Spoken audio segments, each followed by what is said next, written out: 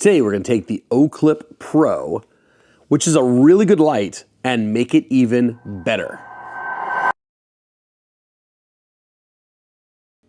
Welcome back to Shul Lights. So the OClip Pro is a really compact light that has 3 different functions in it. Well, more than 3 functions, 3 emitters. So there's a cool UI on the side with a little dial, and you switch the dial to what you want, press the button, and the exposure down so you can see the flood channel. Now let me switch to the spot, and you can see what a very tight spot it is, and then lastly, here is the red channel. What I'm gonna do is I'm gonna take this guy, bust it open, change out the emitters because they're not great tint. And also, I think I'm gonna change the red to UV. I just think that I don't need it as a bike light. I don't need it as a warning flashing light. And I think the UV might be just nicer for inspecting documents. All right, so let's take a look at the emitters the way they are. All right, so to get in this light and swap it out, we have to get this blue bezel off.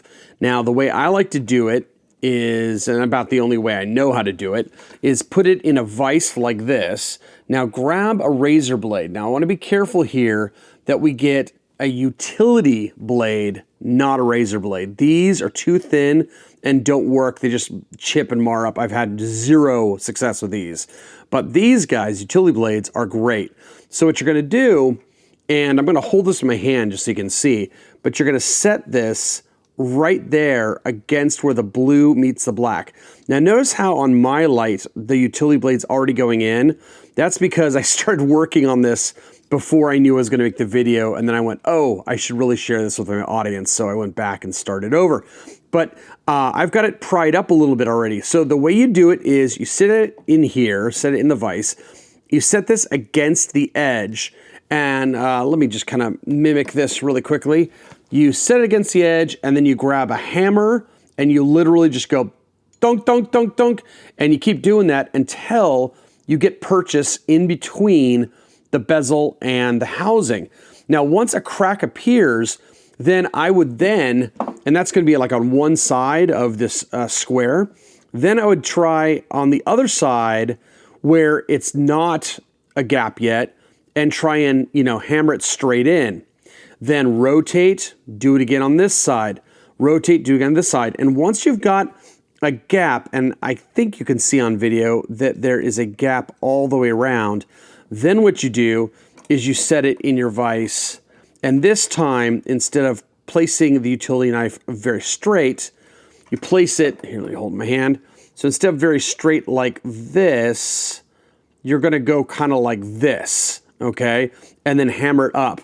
Now, when you do this, hammer it just a little to get just a little movement, and then go to the other side, and go to the other side, go side, and keep alternating, and just take your time, because if you go too hard, what's gonna happen is it's just gonna push the other side down, and it's very frustrating. All right, so I've hammered for a couple minutes, and you can see I got quite a gap going around the edge here. And if I turn it, it's pretty uniform, a little less maybe on this corner right here. But at this point, you can continue hammering with the utility blade, right? You can continue holding this in there like this and hammering against it, or you can try and pry with the tool like this. Now, this is a tool I bought on Amazon. It's just called a pry tool. And then I shaved it down with a grinder and got it even sharper. So you can insert that in there and just pry. Now, if you do that, you're guaranteed to mar the surface up a little bit. So it all depends on whether you want this light to look beautiful when it's done or you just don't really care. So off camera, I just got a really good whack and it popped up a lot on this side. So now I'm gonna take this out and reverse it in my vise here. And there we go. So now we're on the other side here. Let me get this a little more proud there so I can get to it. And so now I'm just gonna take the razor blade one last time. Oh, I can even see it's wiggly. There we go. Just popped it out. All right, just got that bezel off. It flew on the floor even, but there's the bezel in my hand. Let's see here. I can't tell if there's an orientation. I'll chime in on that in a moment.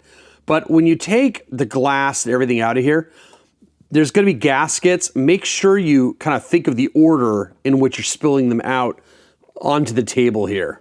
A good technique to get the glass out is take some packing tape, and it's lifting. You can see it's lifting out a lot. So it looks like it's held in place by something. I'm gonna struggle with this and tell you what I find. After just really pushing the tape on here really hard and pulling, the black glass, well, the black and clear glass came off. It just appears that the glass was kind of like adhered to this rubber grommet. This silver holder here has a rubber gasket all around it. And so I'm just gonna pry at it like this and get the gasket up and pull this out. I'm gonna do it off camera so I don't damage it. I got my finger there holding it, and so now I'm just gonna peel it out. Now pay attention to the direction that that is going, because that is not symmetrical. Now with the gasket out, you're just gonna take your pry tool and get this mask out, okay? And you pull that out, all the optics should come out with it. So this light's almost fully disassembled. I'm just gonna have to unsolder these points and get the MCPCB out for the swap. Now, I wanna give you a tip right now that I can tell that the reassembly is gonna happen once I've got the swap. I'm gonna put the MCPC back in. I'm going to solder the 4 leads back up. I'm gonna then set this mask back on top. Then, oh, it stuck to me because there's thermal paste on it. Then I'm gonna take this rubber gasket. So this is gonna be on top like that. Then this rubber gasket, again, correct direction. There's a kind of a trough around it. If you have it upside down, it looks flat. And you're gonna set this around it and then shove it in. And once it's all shoved in, then you're gonna set this glass back on, and the glass, there is a shiny side, see the shiny side? And then there's a matte side. See, there's the matte side. So matte side down, shiny side out, and then once that's on top, you're gonna press the bezel back in. All right, here's a close-up of the MCPCB, and you can see there's 4 wires down here.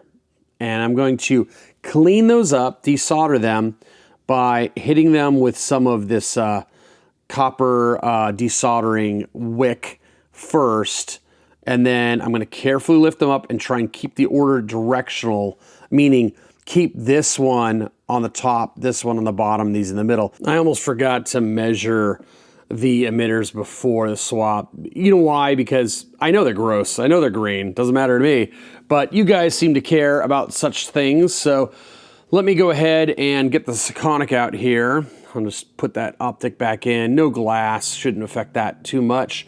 Let's go ahead and turn it on to the flood channel, which has got to be the worst one.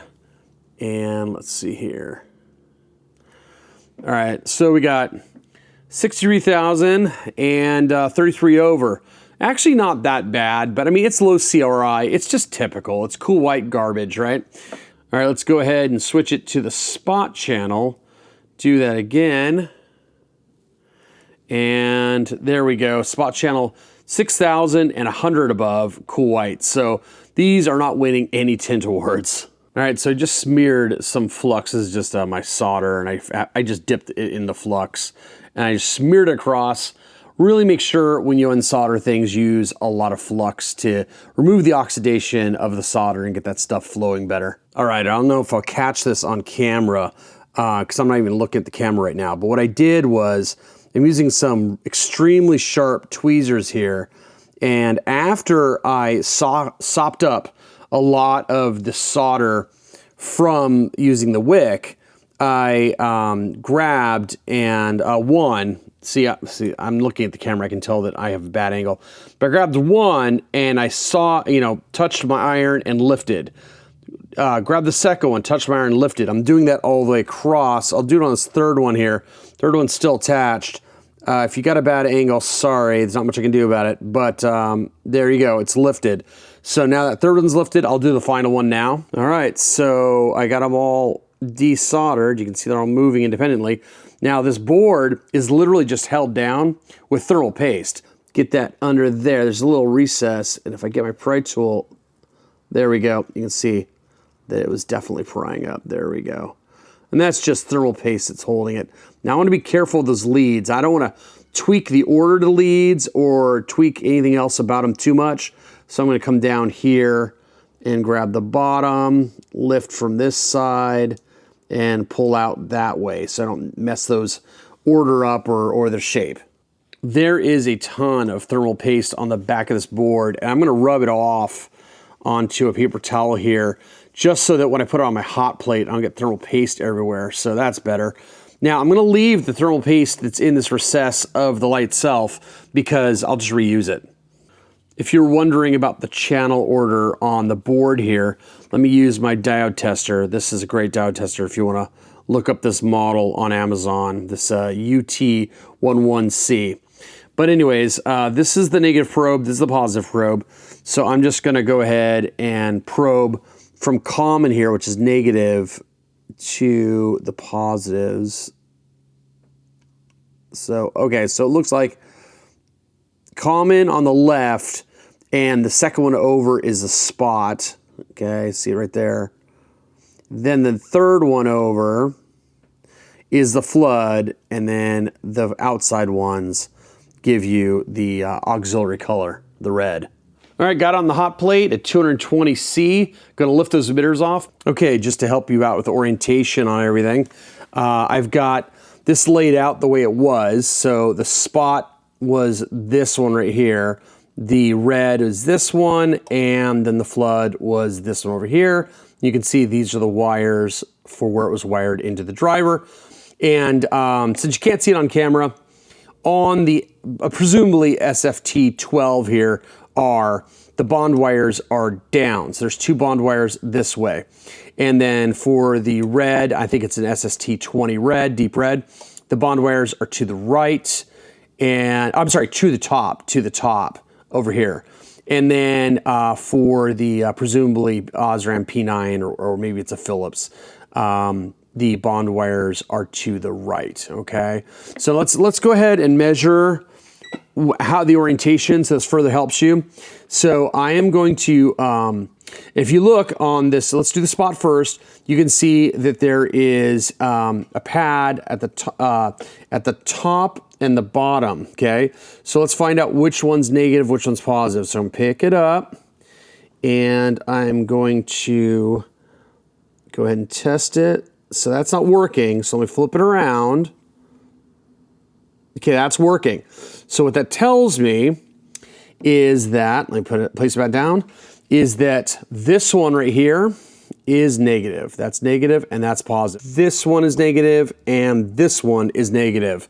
So let me just take this one and make it darker. That one's negative. I'm gonna use a Q-tip here, and I'm gonna use some alcohol and clean the board up.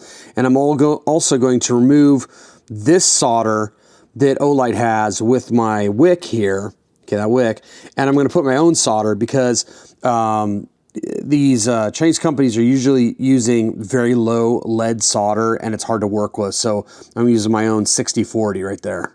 All right, just cleaned up this board. You can see there's no solder on those pads anymore, or if there is, it's only trace amount.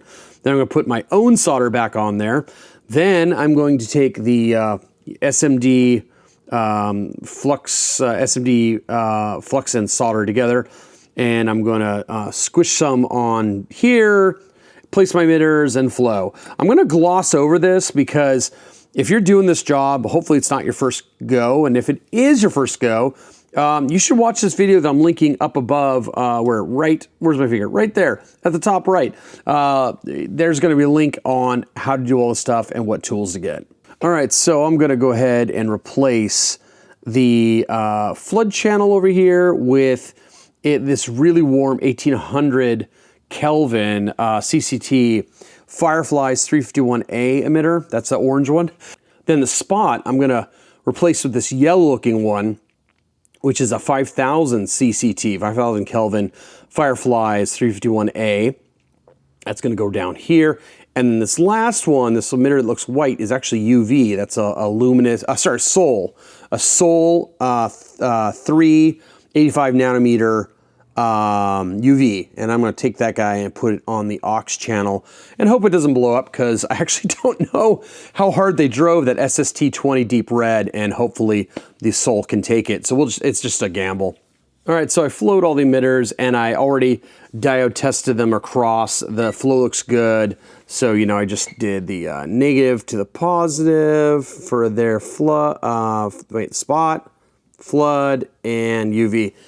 Now, eagle-eyed observers might notice that the flood over here doesn't look like it's correctly placed. It looks like it's a little, a little crooked, a little, and that's because this is a 35-35 pad, the size, that's 35, and this is a 37-37 because that's what the Osram P9 is. It's just a larger emitter. It's physically larger. So you can flow 35-35s like this FFL 351A, but they often kind of go a little. So I guess what I'm trying to say is don't use a ton of solder paste because it can actually not lay correctly. And lastly, once you do get it flown on here, reflowed on here, definitely test it.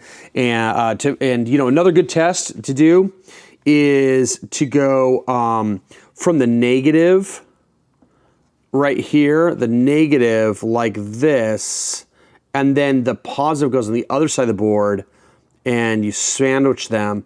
And if any of the emitters come on, then that means you have a short somewhere. Earlier, I went over the order of reassembly. So if you skipped over that part of the video, just go back. It was actually at the beginning. I talked about when I was disassembling it, I talked about how to reassemble it. So I've already got this mask in with the optics, and I'm gonna put this kind of set in the right spot. Remember, it only goes one direction, meaning, the grooved part goes up. But then I'm gonna use something soft like this a Sprudger spatula here to push it in. So we got it all pushed in all the way around. Now I get to put this glass back on and then the bezel. I'm going to hit this glass with 99% ISO first, making sure that the anti-reflection coating is on the outside and that the matte side is on the inside. So we're going to set this on top here, just kind of align it up like that. Okay, there we go, just get it right there, kind of in the center. Then we'll take the bezel. Now, I'm going to go ahead and press this in just a little bit with my fingers, right? Press it in, just kind of get it settled. And notice that there's a big gap on the side here. All right, here's that vise. I've got this just set right there. It's not really clicked in place at all, but I'm going to set it inside the jaws of the vise here. And I'm going to, there we go. Now, I'm going to make sure that this right here, this bezel, is absolutely squared before I start cranking down. And I'm just gonna crank slowly and watch it. And my understanding is, because this is the first one I've done, but my understanding is it pops, like there's a pretty loud pop. So one side's about in, this side's not, and that's because of the clip over here. It's not going super, okay, so I got a lot of it. I got it in, but not all the way. You can see on camera it's in on this side, but not that side. I'm going to go this way now, so we can get the rest of it. Oh, it went in. That was not a terrifying click. That was a pretty just a thunk, not a big deal. But if I look at it, it is completely flush now. Okay, we're on the auxiliary channel, what used to be red. If I click it on, you can see now it's UV. Then there's the spot, and then the last one is the flood. All right, let's check it out on the wall. All right, let's start out with the spot. So you can see the spot is bigger than it was before. That's to be expected, and that's a 5000K spot. Now let's flip it to flood. Oh, and that's very floody. I'll go turbo. So it's still quite floody. That's good to see. And then let's go to the UV, and well, it's UV, so you can't see it right now. All right, let's do a Sekonic test. Let's start with the spot, which is 5000K. And there you go, 5000K, dead neutral, high CRI. Let's go with the flood now. Flood, we're getting a little higher than 1800 because that's what's supposed to be, but that's probably due to this light pollution for my lamp over here. And then well, the last one's UV, so I'm not gonna test that. But you know what I might do is I might turn this light out. Here we go, oop, let's turn it off. There you go, so there's some UV action. You can see the UV is definitely making like this glow tape right here glow. So that's pretty darn cool. And then back to, oh, the spot is so bright. There we go. And then the flood. Flood, spot, UV, awesome. All right, that's it. Still got the shop lights on, so it's a little spooky in here. But This is going to be much more useful for what I need. I want great quality emitters. I don't need the most massive lumens. So if I take a lumen hit on these, it's no big deal. And as I said, I still have a nice flood and a working spot, but I never needed it to be a thrower. And the red channel, in use, I don't really use red. The only time I ever use red is for astronomy, and that's not what I'm going to be using this for. It doesn't have enough variation. It's only got, low and high. So for me, reading documents and making sure they're authentic by looking for the UV markings seems much more appropriate. Also, I tend to go to Disneyland a lot. There's lots of usages for UV over at Disneyland. All right, guys, thanks for watching. And hey, like and subscribe if you enjoyed this video. And I'll see you in the next one.